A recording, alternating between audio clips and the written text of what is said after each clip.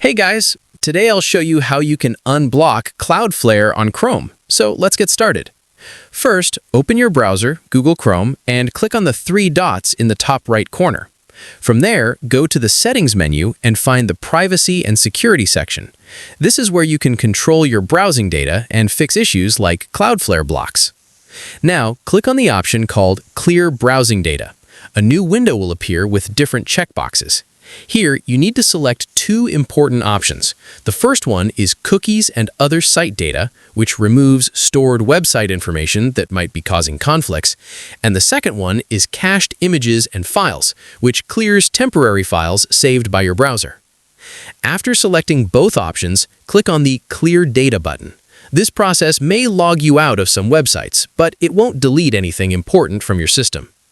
Once that's done, close your browser completely and reopen it.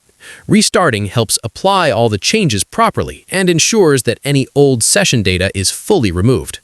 Now, go back and try opening the website that was previously blocked by Cloudflare. In most cases, the issue should be resolved and you'll be able to access the site without any problems. That's it. I'll be back with more in the next video.